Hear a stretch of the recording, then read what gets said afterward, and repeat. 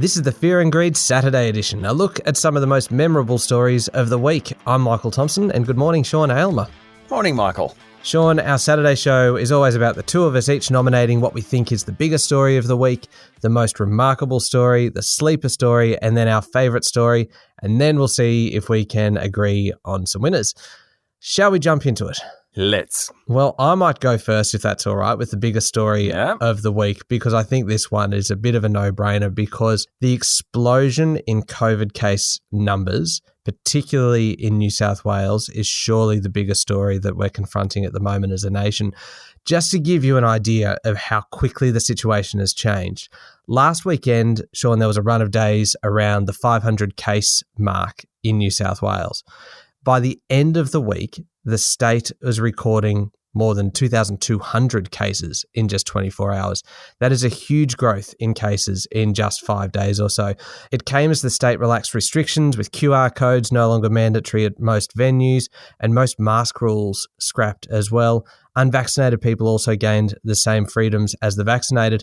Victoria has also seen a fairly rapid rise in cases, and in some places, Queensland, for example, mask mandates are being reintroduced. There's a couple of factors in all of this at the moment. The Omicron variant is highly transmissible. It's also arrived just in time for party season. And so we're seeing some big super spreader events at venues like nightclubs. So why then is it the biggest story of the week? Because it's a sign of things to come, really. Governments around the country are really trying to avoid lockdowns, and with more restrictions lifting, it can only mean there's going to be an increase in cases. In New South Wales, the modelling suggests the state could hit, in a worst case scenario, 25,000 cases a day by the end of January. How our hospitals cope, how businesses cope with isolation requirements, how it impacts Christmas. You put all of that together, and I think this is the biggest story of the week. Given it's our last Saturday show of the year, I think we can call this one the biggest story of the year, because I totally agree with you. And this year has been dominated by COVID, and it ends as it starts. I would like to have put a special mention in for the biggest story of the week, the economy, because there was a lot going on this week. The unemployment rate has fallen to 4.6%. Now, that's after 366,000 new jobs were created during the month of November. Now, remember, the federal government said it would create 1 million jobs over the next 4 years. In 1 month, it's done a third of it. Incredible labour force figures this week. We also got a new budget outlook. The government's not really making any inroads into the deficit. That's not so good. It did say there was $16 billion in unallocated spending, which basically means that'll be election promises. And then the other big factor this week, central banks around the world have moved on interest rates. Now, the Bank of England lifted interest rates this week, surprising many. The European Central Bank said it's still on hold at least through till the end of next year. The Federal Reserve has changed tack totally. It expects 3 rate rises next year and said inflation is the enemy of economic growth. Now, the Reserve Bank is sticking to its guns. It's saying the conditions for a rate rise aren't there at least until 2023, but futures markets have priced in 3 hikes by this time next year. What that means is that investors believe that the official cash rate will go from 0.1%, where it is now, to be 1% this time next year. Wow, that is a big call, isn't it? Very big call.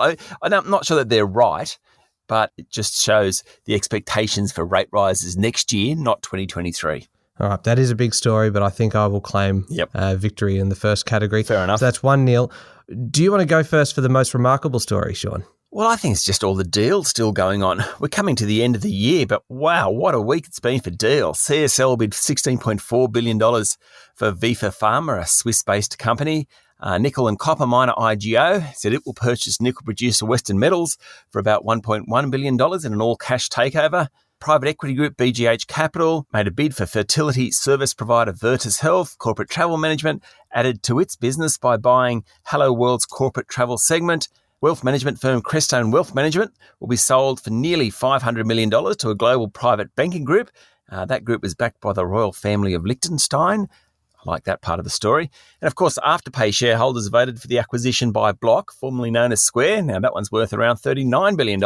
So all up, this week, we've seen close to $19 billion in announced M&A activity, plus, of course, a tick for the $39 billion takeover of Afterpay. What an incredible week. Yeah, that is huge. And The fact that you've managed to incorporate 11 different companies into one story is pretty remarkable in itself. Beat that. I'm only going to talk about one company, and it is a pretty incredible story, this one. It is the extraordinary growth in Apple's share price in recent weeks.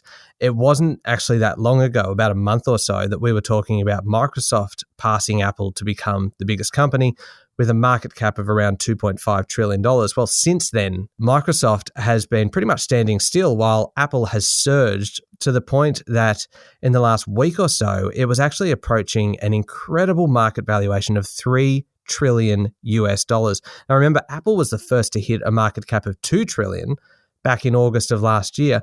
Apple's share price, how about this, has risen nearly 500% in the last 5 years. In 2021 alone, it's climbed more than 30%, and a big chunk of that has been in the last month alone.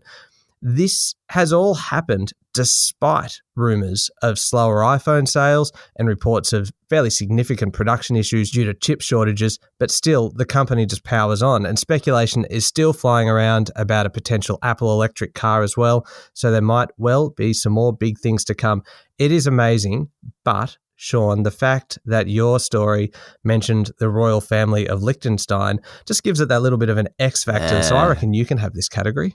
Thank you very much. I agree with the Apple story, though. Big story. But where's the royalty in that story? Yeah, good point. All right, we'll be back in a moment with the sleeper story of the week.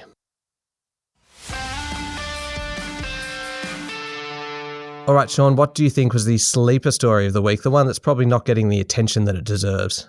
Well, Treasury Wine Estates came out this week and said it was refinancing $1.4 billion in debt. Fair enough.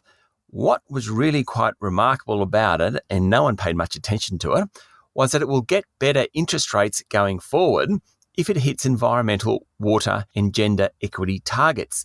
This is a sign of things to come. Lenders, including the big banks, will be looking for borrowers to make ground in the ESG arena. So if they behave themselves around governance, if they behave themselves around the environment, if they behave themselves in terms of societal norms and needs, then they'll get a better deal from their bank. Treasury Wine Estates, it's already got it. Lots of others will over the next 1, 2, 3, 4, 5 years going forward. I think that's a real sleeper story. And so how does that benefit then the banks and the lenders? Yeah, so the banks are really under pressure to make sure that they are ESG compliant. Mostly for banks, it's about who they lend to. So we've had lots of discussions this week, particularly with Westpac and ANZ lending for fossil fuel companies, for example. Now, ANZ and Westpac have both come out and said we will lend to gas companies. We need gas as we transition to renewable energies. What they need to be able to do is say, hey, shareholders, we are providing incentives to our customers to be decent corporate citizens. They will be rewarded in a share price sense if they do that. So that's the payback. Okay, so there is a real incentive then yes, for the banks to be offering these lower rates to companies that can kind of hit those targets. Yeah, it just shows how much the ESG debate has come in the last 12 months. Yeah, that is a great sleeper story, Sean. That's Thank a ripper. What's yours? Going to be hard to beat it, but I think I might just do that. The sleeper story for me this week is the sheer number of companies that are being hit by ransomware attacks in Australia. And I don't think this story is quite getting the attention it deserves because 35% of companies have apparently suffered a ransomware attack. And a staggering 83% of those went on to actually pay the ransom. And they're not small sums either. On average, these businesses are paying a touch over $1 million to have their stolen data returned or deleted or their computer systems unlocked.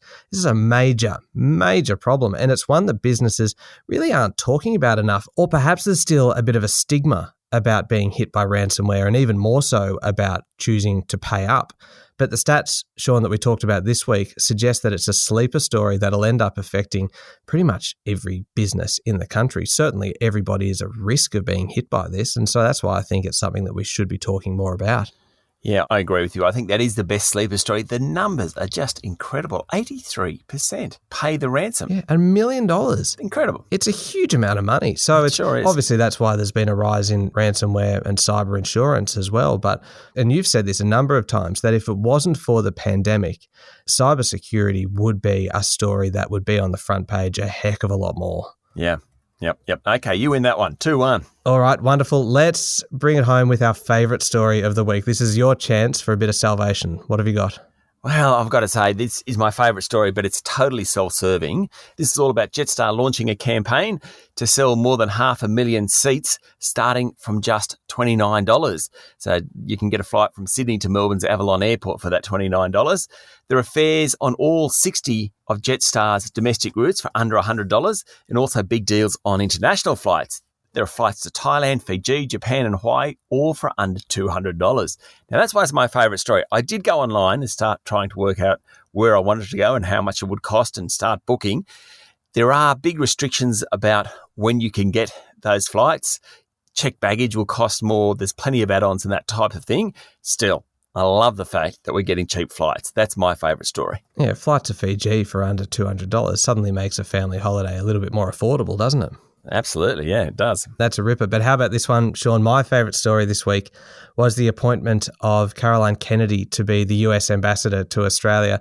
I love it because it means there's a bit of US political royalty that will be moving to Australia, a direct link to not just one of the most famous families in the world, but also to one of the most shocking events in US history. Caroline is the only surviving child of former US President John F. Kennedy and First Lady Jackie Kennedy Onassis.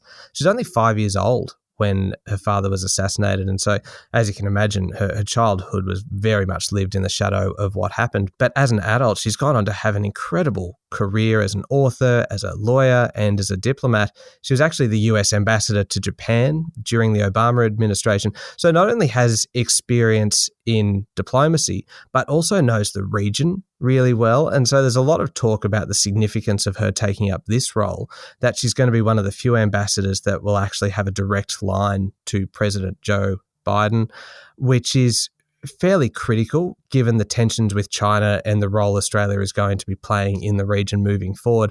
But I just love this story because the Kennedy name is such a remarkable one. Caroline Kennedy has an incredible legacy to carry on, and now she's going to be doing that in Australia. I just love that story. Yeah, I mean, a favourite story is your own favourite story, but I think I've just swapped. I reckon that's the best story too. That is a cracking story, the Caroline Kennedy story. So are you saying then our final episode of the Saturday show for the year, I have taken out with a 3-1 victory? You certainly have. Congratulations. Thank you very much, Sean. You can gloat about this for the next month. I certainly will, and probably right into 2022 I shall be doing that. Thank you very much. Thanks, Michael. And don't forget, tomorrow Sean and I will both be back with Adam Lang from the Fear and Greed team to have a bit of a lighter look at some of the news around the place. I'm Michael Thompson. Have a good Saturday and a great weekend.